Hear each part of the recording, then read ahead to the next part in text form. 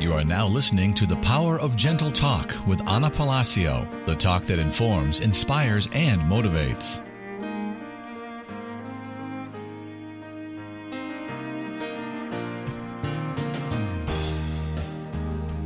Good afternoon and welcome to The Power of Gentle Talk. My name is Anna Palacio, and yet with two interesting people here in our studio today, you're really going to enjoy and learn a lot about human trafficking. We're here to raise awareness, and my guest today is Linda Geller-Schwartz and Dr. Fleischman, who is here once a month, of course, bringing wonderful guests and giving us all the input or the latest update on trending and international politics. Welcome both. Welcome. Okay, so I'm going to give you a little background on Miss Linda Geller-Schwartz so that you can get acquainted, and then she'll go ahead and let us know kind of the heart of the matter, what our topic is about today, to raise awareness on human trafficking. Okay, Linda Geller-Schwartz earned her PhD at the University of Toronto and has taught women's studies and sociology courses at FAU. She is the Florida State Policy Advocate, Chair for National Council of Jewish Women, and one of the creators of New Trafficked Teens project, specifically designed highlighting child sex trafficking, and also chair of POST, which you'll tell us a little bit more about.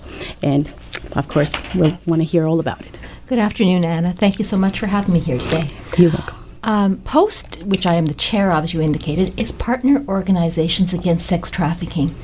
About 17 community groups, 501c3 nonprofit groups, decided this was a really important issue and we needed to get together and work in coalition to try and combat sex trafficking, particularly among our youth.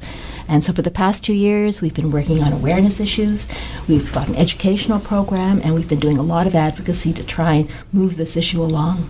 Wonderful. I wanted to read a little excerpt from an article that you wrote about 2 years ago, and it reads, and this is kind of like for the audience that's listening.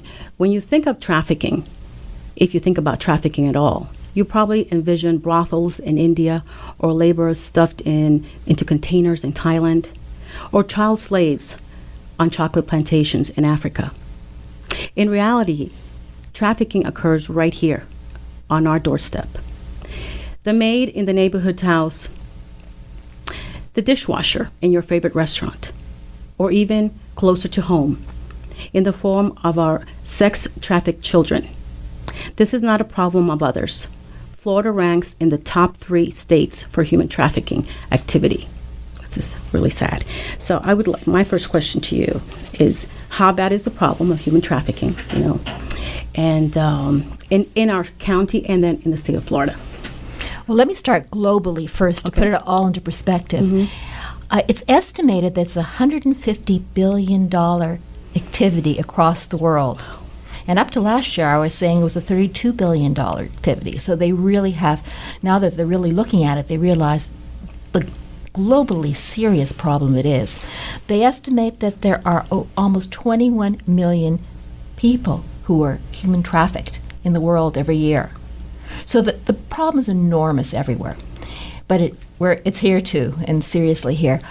We don't have terrific figures, statistics about the situation in Florida, although we do know, by judging from calls to the Human Trafficking Hotline, that Florida ranks 3rd, and Palm Beach County ranks 3rd in the state. So in our county down here, we have a serious problem, as well as in the state. And it's not surprising with all the ports and tourists and I-95 going up and down the state. There's a lot of opportunity to traffic victims. So it's a serious problem. One estimate that troubles me is in the recent report of the Department of Children and Family, they found last year they had 1,200 calls just referencing human trafficking, suggesting that a child may be trafficked in the state. So, and that's the tip of the iceberg. Why did you decide to get involved? Well, just not from my experience, but many others, as soon as you hear how serious it is, and as soon as you realize that children as young as 11 are being trafficked, and the average age of a traffic victim is between 12 and 14, it's hard not to get involved. Mm-hmm. The first question everybody says, what can I do? Mm-hmm. And that's how we got involved. Wonderful. So who can you tell us about the perpetrators of human trafficking? Yeah. Well, the problem is it's very hard to tell a perpetrator. It can be someone who's wealthy, living in a penthouse, and that's happened in this county, certainly. It can be a woman down the block. Can be a grandmother, even trafficking their own grandchild in exchange for drugs or something like that. So I just recently, just this morning, was doing a school presentation, which we go around doing in Palm Beach County to alert the kids to what's happening. And we have a slide that shows 8 people, from someone dressed up in a suit to someone you say, that's a pimp. Mm. And the truth of the matter is that all those 8 people are traffickers. So it's really hard to tell. It's someone who wants to make a profit and really doesn't have any morality. That's basically it. Well, from the point of view of the person that wants to make the profit, who are they targeting? Okay. So I start off by saying, if you're talking about children, every child is at risk. And that strikes one as a very strange statement, because you would think would be undocumented immigrants or children who are poor. Or no, not really. As a matter of fact, I just had an alert before I came in here that they're now really targeting kids in stable family homes. Wow. So what traffickers look for is anybody who's vulnerable for whatever reason. It can be a kid who runs away from home that day because they had an argument with their parents. It can be someone who's looking for love and they think this trafficker is actually a boyfriend and they don't realize what they're getting into. It can be done on the internet. It can be done anywhere. So there have been cases of the captain of the football team organizing the girls in the school as traffickers. It can be a girl, it can be a boy. About at least 20% of the traffic victims are boys. So it can be anyone, really. Having said that, there are some kids that are more vulnerable than others. And the most vulnerable ones are children in foster care, children in group homes, children who have run away from home. So children that are out there and risky. And the most vulnerable of all are those who have already experienced sexual abuse in their life. Now, the problem seems to be getting bigger. Do you, being involved as closely as you are, do you foresee any way of having this number become a little bit smaller? Well, we're all trying on many different fronts. And if you like, I can talk about some of those. Sure, definitely. So Florida has brought about a lot of legislation, and there's some new legislation even this year that's introduced to try and increase the penalties on the traffickers, to make the incentive less and less for them to do it, because a lot of the traffickers say, well, I get a higher penalty for trafficking drugs, I might as well traffic people. Mm. So, it's more profitable to traffic people from their perspective. So one is on the legal side, increasing that. The other is on the awareness side. Not just general awareness in the community, although that's extremely important, and I can talk about that a little bit, what we're doing, but specific awareness for people who come in contact with kids in particular. So this year we've been trying to get a bill passed to have medical personnel, healthcare providers, all trained up and to recognize the signs of a traffic victim, so that when they get a victim before them, they know what they're seeing. And they know how to intervene properly and extricate the individual from the trafficker who's probably standing not far away. To have teachers trained, to have all our police, our lawyers. We need everyone who is a service provider or who comes in contact with a victim to know what they're looking for and know whom to call if they think they have a victim there. So that's really important. And finally, the general community really has to know. And if they see something, call the hotline number, which I can talk about. Okay, now, I did a show last week on foster, seeking out foster parents. There's a great need for them here in South Florida, Palm Beach County. How closely are they scrutinizing foster adoptions or for children? Well, under a law a couple of years ago, there's supposed to be particular foster families trained to handle, for example, victims of human trafficking. So if they put them into a home of a foster family, and they are training some families up for that, because that was a problem before. Mm-hmm. The whole foster parent issue is a problem, as you probably discovered last year.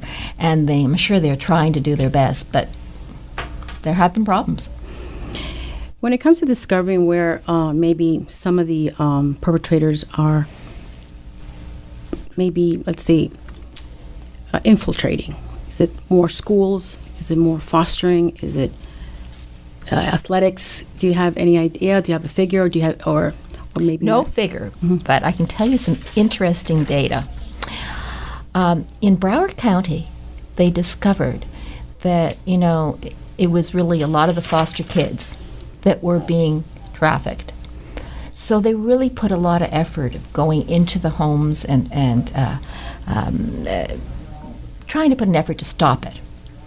This was a couple years ago. And the next year they found that the kids that were being trafficked were called the community kids. Those are the kids who are just living in family homes. So they switched their focus. Whereas in Miami-Dade, where they didn't try that experiment of focusing on the foster kids, it's still the foster kids that are being trafficked. So that, no one has really written all this data down. I've heard about it. But that tells you the traffickers have a huge incentive from the point of view of profit to find victims, and they'll shift from one to the other. They'll go to the internet. If that one doesn't work, they'll go to another internet site. They'll go wherever necessary to try and find the kids in particular. Amazing. Just so it's like you can't really pinpoint it. Just when you think you have it down packed, they switch their modus operandi, basically. As they say, unfortunately, these traffickers are terrific psychologists, because they're not kidnapping the kids for the most part. Some, but most of them, they're not kidnapping. They don't even necessarily drug them and take them away. They lure them in. They know what the child wants. It could be a new cell phone. It could be jewelry. It could be just love, what they think is love. Mm-hmm. And then once they've lured them in, then they have them trapped. They may say, do me a little favor. Just, help me out with my friend. He needs some loving care, right? And then that friend becomes many friends. And then the net result is that they're lured in. So they're terrific psychologists, and that makes it very hard. Okay. I don't know if Dr. Louise Fleischman wants to ask any questions at this point. If not, I'll continue. But I'm fascinated by the story and how vulnerable, because anybody can be vulnerable. I mean, do you think you mentioned foster care children as being vulnerable, but occasionally, can you find vulnerable people that actually come from middle-class families, that have a well-constituted family? That happens as well? Absolutely, absolutely. I don't know if you recollect the summer, but there were two young girls, I think age 15, who were at a water park and disappeared from a water park. This was up in Riviera Beach, I think, or just north. Just vanished. They found the rapids. They had ended up in a motel with someone. They were in the process of being trafficked. At least that allegedly. I'm not sure the case has gone through yet. But when they talked to one of the mothers, and she said, I really don't understand. She said, my daughter was an athlete. She was a gymnast. She was a good student. Everything was fine. Then one day, she was gone, and she, ultimately, I presume there may have been some drugs involved and things. But these are not the kid you expect. Right. Not the kid you expect. And happens often?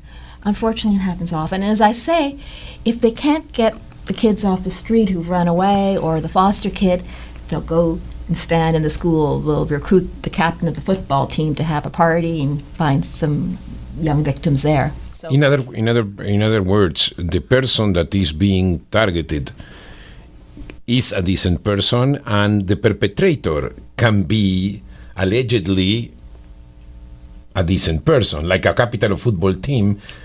Is somebody you trust. It appears to be a decent person. When you say a captain could be even a coach. Could be. It could be. I don't know about those cases, but it could be as well. It can be anybody, as I said, and I find that, and the victims, as a matter of fact, as I said, I was just in a school this morning, we were doing a presentation, and we asked them, one of the questions we ask is, what do you desire and what are you unhappy about? And so, of course, one of the unhappinesses is, I'm not getting along with my parents. Would you like to live somewhere else? Yeah, I'd like to live somewhere else. So the trafficker comes in, hears that. Come and stay with me. I'll look after you. Oh, there won't be any curfews. Don't worry about anything. And they leave. And then they're trapped. And this is easy, in fact, to target teens because it's a very rebellious age too. So you rebel against your parents, and so you're unhappy with your parents. You're a rebel without a cause, but you're a rebel no matter, Absolutely. You are rebellious no matter what. Yes, it's a natural teenage angst that sometimes reflects itself and makes them vulnerable. That's interesting. When you talk about human trafficking, because I believe that the audience, we are talking about human trafficking and we assume we all know what it is. We are talking about prostitution mainly, or we are talking about other things as well. Yes, let me clarify that. I'm glad you asked that question. So human trafficking is really made up of two arms. One is sex trafficking and one is labor trafficking. And we have both in Florida. And sometimes certain cases can involve both labor and sex trafficking. But let me just tell you what they are. They have specific definitions. Sex trafficking essentially is if you exchange some sort of commercial sex for some good, money, property. There is a value exchange for this commercial sex. That's why you're doing it. If you're under 18 years of age, there doesn't need to be any force, coercion, anything. If that is occurring, if you're engaging in commercial sex in exchange for money or some other good, then that is a crime, not for the child, but for the perpetrator, right? For the trafficker. If you're over 18 years of age, there has to be some force, fraud, or coercion involved. So if you are dealing in commercial sex and someone is beating you, someone is tricking you into it, someone is threatening that they'll hurt you or your family, or say, you do this and then I'll give you a job, there's some fraud involved, then that's trafficking. If there's no force, fraud, and coercion when you're over 18 years of age, it's not trafficking. It's deemed to be voluntary. And of course, there's a lot of debate about that. Where is the line? But still, it's an illegal activity. It's illegal, but it's illegal for the prostitute and it's illegal for the pimp or whoever. It's not a trafficker at that point. It's a pimp or John, depending on the situation. So now labor trafficking, that is more like our classic view of slavery, where you're forced to work for very little or no pay and you can't leave. You're a slave, a labor slave. And we've had that in Florida, particularly on the other coast and on the west coast with the Immokalee workers picking tomatoes and picking, now we're looking at strawberries, but sugarcane. The workers there we're in a better situation now, but for a long time, sometimes they were chained, they weren't fed, if they were given minimum food, they were locked up in their premises and they could not leave. And they were really not paid because they were charged as much for their horrible premises as they actually received, if not more. So that's one of the first cases of human trafficking that went before the courts and was successful, actually. So. And then they engage in high debt, right? Right. So they owe a lot. But who is doing that? I mean, this sounds like these are not illegal traffickers. Whoever does it is the owner of a farmer. Well, there were traffickers. There was like a kind of a trafficking mafia across the United States because they were transporting workers too. Not particularly the owners of the farm, although there was some collusion there. But it's in other words, the owners of the farms did not. The farmers did not know. They knew what was going on. Yeah, they knew. Okay, yeah, so that means that there was, yeah. There are also what is called bystanders that need to be alerted. Everybody needs to be alerted. All right. But in addition, I just want to make clear that it's not just the farm laborers, because in Boca Raton we had a case in 2008 of 30 Filipino women who were brought in supposedly to work in a country club in one of the communities down there, and when they arrived, they took their passports, they took their identity papers, took everything, they took their return tickets, they put them all in a home, one house, 30 women, sleeping on the floor and in the garage and everywhere else. And they were working part-time in the country club there and receiving virtually no pay. They were so hungry, they went to the Catholic Church on Sunday and said, please give us some food, we're starving. And they said, who are you and why are you starving? And that's how the case broke. Wow. So it can be your next door neighbor. And all these people in the country club community said they didn't know what was happening. Wow. You've used a very good word to describe what's going on, slavery. It's modern-day slavery. Yes. And it's right in front of us, and we're not quite sure when we see it. So for the layperson, because I know we talked about how foster parents or people that are related with these foundations are being trained. What about a layperson that's listening to right now? What are some of the signs that we can maybe pick up when we might see a child just, maybe just walking about? That might give us that little, moment. That's the reason we developed the Traffic Teen Project, and we have a card that we hand out that has, ask questions, and these are some of the signs. And we give that to the school children as well. These are some of the signs so they can look at something about their friends. So the kinds of things you can look for, particularly in a child. If there's a change in behavior, a very extroverted child all of a sudden becomes more silent. If the child starts dressing differently, for example, more sexually, for example. If the child has, or even an older person has, all kinds of new things, expensive things, and your parents, and you didn't buy them for them, that cell phone and that jewelry, and all of a sudden their nails are being done, their hair is being done, you can ask. If their absences from school, you get a call from school, so-and-so isn't here. Ask really hard questions, because a lot of kids, some kids at least, it's been reported, get on the bus in the morning, go to school, get off the bus, don't go into the school, go to the trafficker, spend the day, come back on the bus. So you wouldn't even know.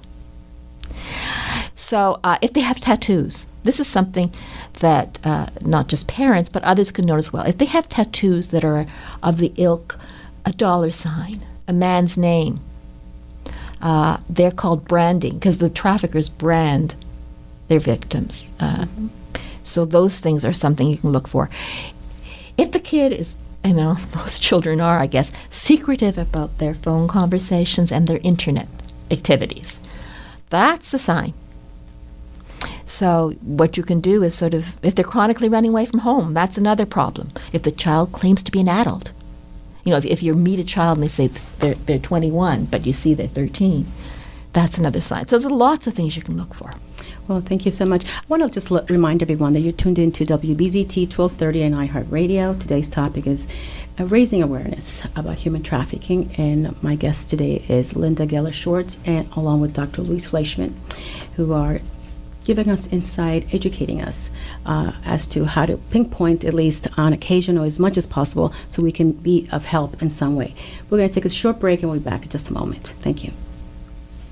Good afternoon and welcome back to the Power of Gentle Talk. You're tuned into WBZT 1230 and iHeartRadio. Our topic today is creating awareness on human trafficking. My guest today is Linda Geller-Schwartz, along with Dr. Louise Fleischman, who is about to ask the next question. Okay. Yeah. Linda, one question that I wanted to ask you is, you talked earlier about the cases where a grandmother actually puts her own grandchild to slavery because she needs money.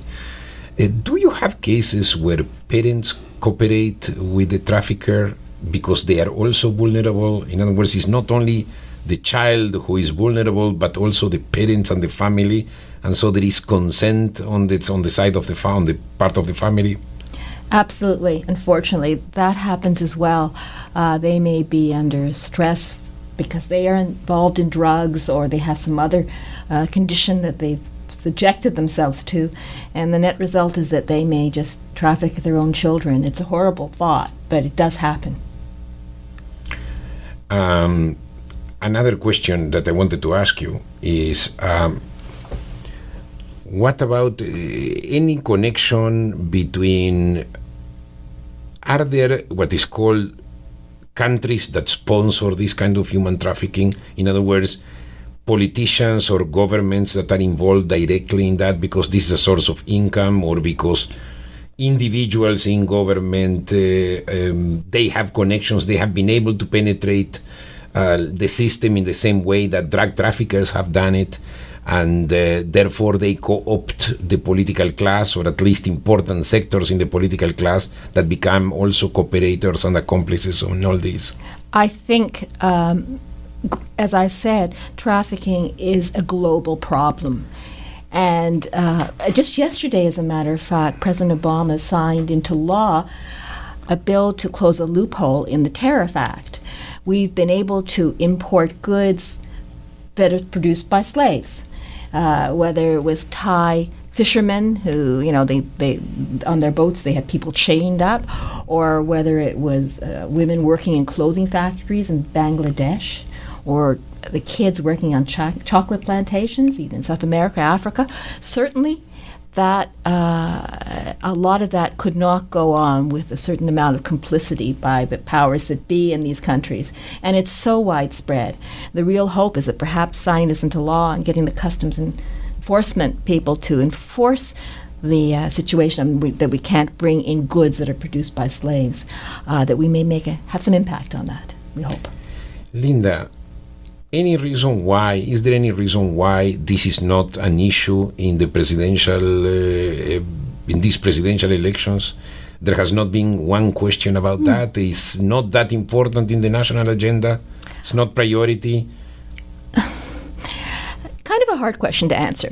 There is, in one sense, when I mean presidential elections, it's both parties. I agree with you. None of them. And there is universal support for combating human trafficking. When the bills go before the Florida legislature, for example, they're passed. Just one was passed unanimously yesterday.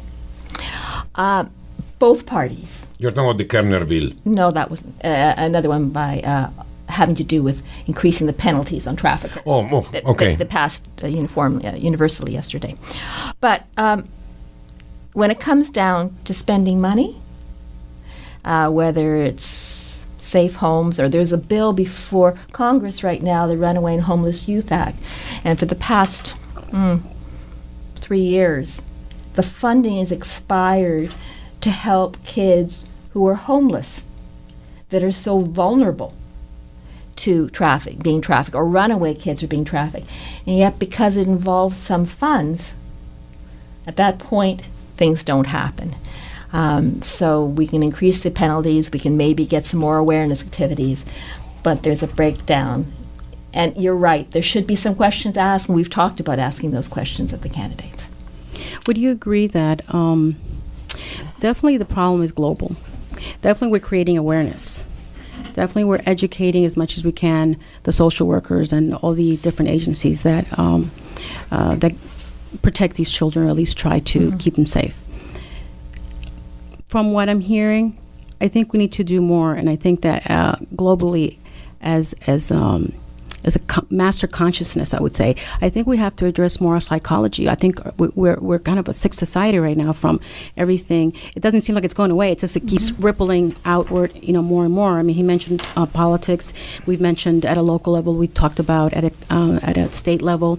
So I see that. I feel, and I'm asking you if you would agree, that we maybe need to even go further and just spend maybe more of our tax dollars on our work in our psychology, individual psychology. It's a very interesting idea, and I should tell you that there is a change in mentality on this.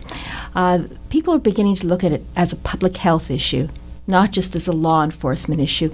And there was a conference in Miami about a month ago with Health and Human Services and some other groups getting together to discuss how we as a community can look at this as a public health issue. And I think in that context, looking at psychology, looking at all those issues should be raised. I think it's a good point. Okay.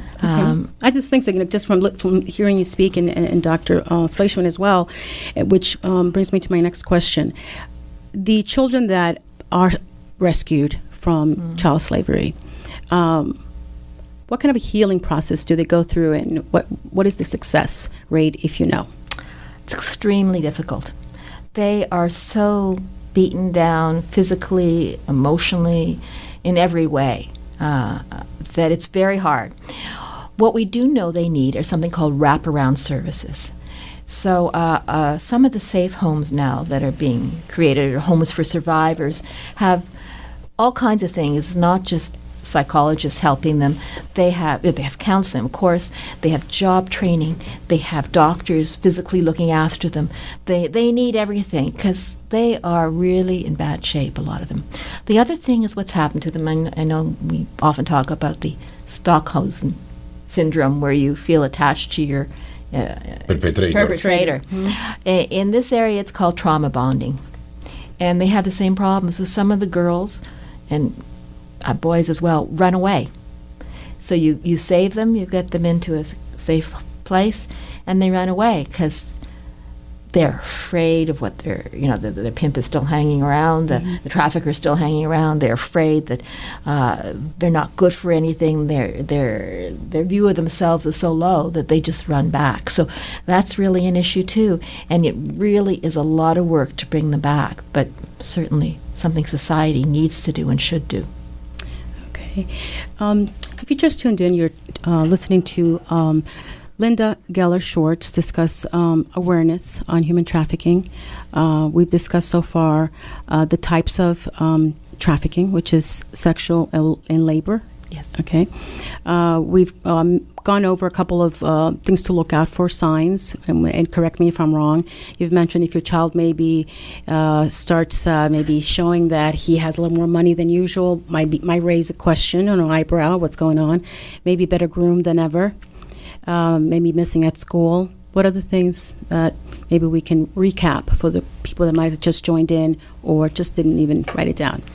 Okay, so I think all parents have to be very conscious of what their kids are doing on the internet. There are so many sites out there, and even the normal ones are dangerous because traffickers are lurking in the websites and befriending kids. And so you may have an image of a trafficker as this man dressed up in, strange clothes and very slick. But it isn't that. It may be another 15-year-old girl that he's using to make friends with your 13-year-old girl. So you have to really, it's advised that the computer be in a family room and you watch what the kids are doing and you check their phones and you know their passwords. That's really important because one of the biggest ways is that way. So that's something you should look for. If you're not a parent but you see a child just on the street and they look really malnourished or they look beaten or anything like that, maybe you shouldn't intervene directly, but certainly call. You could call 911 or you could call the National Trafficking Hotline, which is 1-888-373-7888, and I can put up a sign. Yes, if you can hold up the poster to the camera. This is a sign that we've designed that now you will find in many places in Palm Beach County and Broward, Miami-Dade. This sign, similar to this, is on up and down I-95 and all the welcome centers and supposed to be in the railway stations and in the airports and in emergency rooms and hospitals. This was a law we had passed last year to actually get this awareness out. So anybody, they'll answer 24 hours a day, 365 days a year, in over 200 languages. And if you think you see something that's not right, whether it is, you're not sure, but you think something's wrong. There's a young girl who looks beaten up who's with an older man. He won't let her talk, for example. Or if you are a service provider and you ask for the girl's documents, her health card or anything else, and she doesn't have it, but some other older gentleman who says he's her uncle or something or other has it. Look harder, ask questions, maybe put a call in. And I see that you have it in 3 different languages there. So. Yes. In Palm Beach County, you have it in English, Spanish, and Creole. Across the state, it's in 2 languages, certainly in English and in Spanish, but Palm Beach County went one step further and put it in 3 languages. Wonderful. And I guess also to reach out to the victims at this point as well that are listening to the program, because like you said, we don't know who the perpetrator may be at any time or the victim just being silent. So this is the number to call. Absolutely. You may want to repeat that number for me one more time. And the victim should be aware that, you may tell yourself you're doing this willingly. You may tell yourself that you're doing this out of fear, and you probably are. But it's really important to reach out to somebody, to call the number and saying, look, I'm in a situation here. And they won't swoop down on you. They won't put you at risk. In some cases, they may talk to you over a long period of time, over a month, until it's safe to get out. But they will help you. So it's really important that you reach out. And if you don't try this number, 911, try something. Yeah. I'm curious to ask you, when you said you were at a school today, creating this awareness or giving the information out, do the children ask questions? Are they just listening? It's quite interesting. We were with a group of high school seniors today, and we go take the program from grade 7 to high school seniors.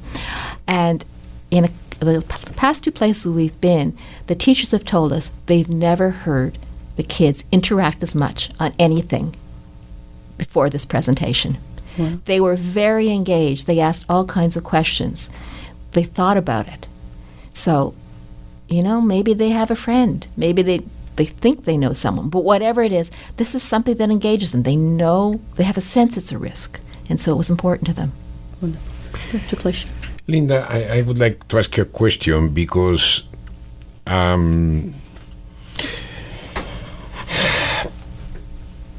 law enforcement, very important.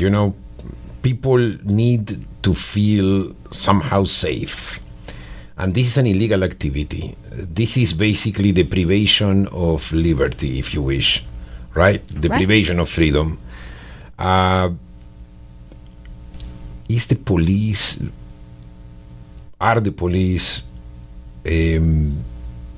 engaged in all this? Do they have, because my first instinct would be when I see something like that, let's say a malnourished child, as you pointed out, I would call, of course, you could call one of the social agencies or maybe that number, but to what extent the police is involved in all this? Well, to what extent the police are involved in all this? The sheriff has expressed quite a bit of commitment to this, and they do have a few officers that are committed to this, and they have done some training, but we need more resources.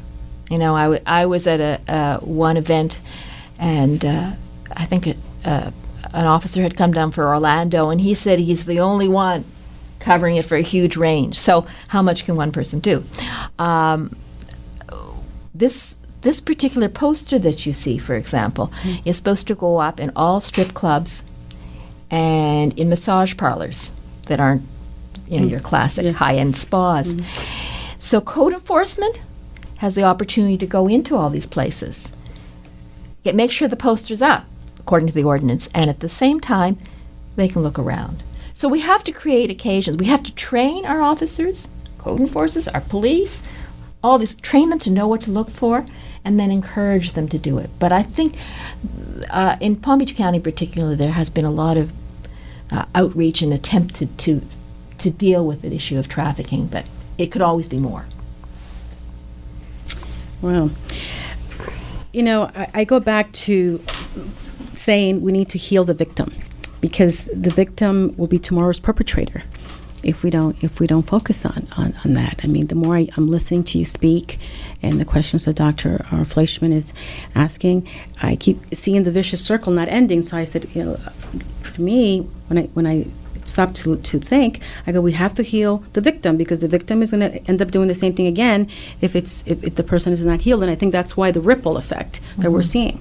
And I would like to add to what Anna asked, because what Anna is saying is extremely important, because for the victim, that's her normal life, and mostly she, but also he, may perceive this situation as being normal. So that's a way of life.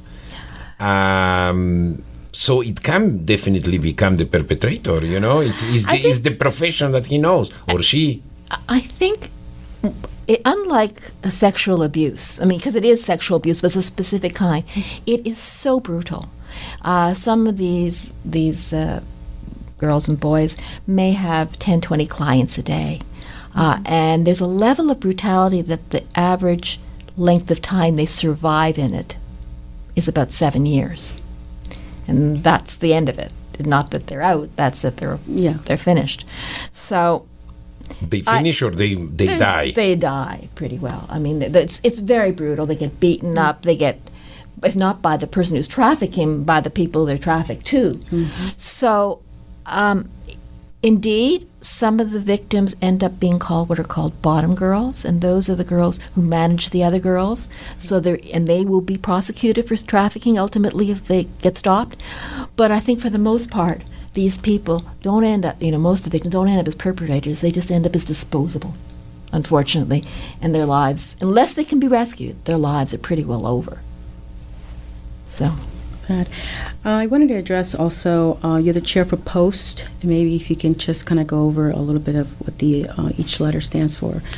Partner Organizations Against Sex Trafficking, and it involves such groups as the League of Women Voters, the YWCA, the American Association of University Women, NCJW, a lot of synagogues, Jewish Women's Foundation. We have about, as I said, 17 or 18 groups involved. The Seroptimists are involved as well, so happy to hear that there's so many people that do want to help, So that for the person that wants to help, victims of human trafficking, what else could they be made aware of? Well, I think, if you see something, call the number 1-888-373-7888, or you can text to Be Free or 233-733. Okay, that's an easy one to remember. And at 233-733, and the good thing about that, particularly for victims, is it's easier to text than to call sometimes. It's a little, and they're getting more text messages. So that's one thing you can do. If you have kids, talk to them. Find out what they're doing, online and offline. Make sure you ask the questions. If anything seems strange, call the number, talk to them. Or talk to their teacher, talk to people around. That's extremely important. If you want to help us, you can, POST or other organizations, or the Human Trafficking Coalition of the Palm Beaches, which is another organization in Palm Beach County. All of us are working our best to get and talk to students in the schools and put up posters and do whatever we can. So certainly, contacting any of us would be very helpful as well. Do you have any other? Well, my other question is also related to the question that Anna asked you. Schools, teachers, principals, are they engaged in that? Are they opening up to speakers such as yourself that could speak to the kids directly and prevent, and warn them? We would love to get into every school in Palm Beach County. We have been approved by the Safe Schools and Drug Advisory Council to have this presentation in any classroom between 7 and grade 12, and to give it to teachers and staff and parents and PTAs and SACs and all those groups. We have been authorized to do that, and it's an excellent presentation, and we would love to do it anywhere anybody would like us to come. It's free of charge, and it's 45 minutes long, and it would help. I hope the principals are listening to us. And, I hope so. If not, I believe that the tape, the recording of this program needs to definitely be sent to them. Not a bad idea. I just thought of a question. The victims, do they ever volunteer to go to become speakers and create the awareness as well? It's interesting you asked that. Just before I stepped into the studio, I received a notification from the Department of Justice. They have set up, they've done a series of videos featuring victims talking about it, and they've also indicated that these victims will be available to come and speak. So you must understand that for most victims, it's really hard to get up and talk. Sure, there are some that are more comfortable with it, but even those, at some point, they have flashbacks and traumas associated with doing it. So I'm very glad that the Department of Justice have found some people who feel comfortable of coming and talking, because to hear them, I'm sure I've seen some of the videos before, and it's certainly powerful. So there are victims that come out, but it's hard. We have about 5 minutes. So how effective, what kind of reaction do you get when there's a victim, as a speaker at the end of, let's say, the chat? Does anybody gravitate to the speaker right away, or people just kind of are too stunned to say anything at the time? Do you recall any such instance? I think both. Yeah. Both. Certainly, it's powerful if you have a speaker who's strong and had gone through this life, and people are hit by it, struck by it. It remains with them. When a woman says, all of a sudden I realized I was a prostitute, a victim, it can stay with you. So it does have an impact. But one has to, the reason we actually produce these trafficked teens, which are 4 life-size green figures, that each one has a true story of a child being trafficked. The reason we did that and take that around to show the kids is we don't always want to have the victims. There's some victims who do and many can't, and we don't want to expose them unnecessarily. Sure. They've had a hard enough time, so. I understand. Any last questions, Dr. Fleischman? We have 4 minutes left. That will be my last question. Okay. And Linda, my question is the following. Do we have psychologists that are experts on healing victims? Because looks like this has basically long-term consequences. That's a hard question. There are various ways of treating victims, and there's a debate about which the best way is. So I'm not sure we have formally concluded that this is the way to do it. Can I add one more thing? Yeah, sure, we have 3 minutes. One of the other things I think I should say about what people need to do is to encourage our legislators to give more money, to set aside more funds for the victims, the survivors, whether it be safe homes or services such as counseling. Everyone agrees that is necessary. It's very important, and in this day of scarce resources, it's important to ask your legislators and encourage them to do that. Wonderful. I would like, before we close this conversation, this interview, I want to thank you both for being here. Appreciate you coming out and talking on this subject. Just to hold up the poster one more time. So I have another one too. Should I show that one? Sure. Can you see the other one? This is our may feel perfect. Better. Okay, so there we have the 1-800 number. We also have the text to be free at 233-733, and we'll make sure that they're placed on the YouTube screen when it comes out. Well, I want to thank Miss Linda Geller-Schwartz for being our guest today and creating the awareness, so much needed awareness on human trafficking. Dr. Luis Fleischman, thank you so much again for being here. He's here once a month, and he really is helping to make the show a success, because it's true, and I appreciate that. Thank you so much. Once again, like I always end my program, when in doubt, go within your heart, that is, because I firmly believe that your heart is the true seat of intelligence. So keep an open mind, and let's talk again right here on WBZT 1230 and iHeartRadio. You have just listened to The Power of Gentle Talk with Ana Palacio. Tune in next Saturday between 2 and 3 p.m. for the talk that informs, inspires, and motivates.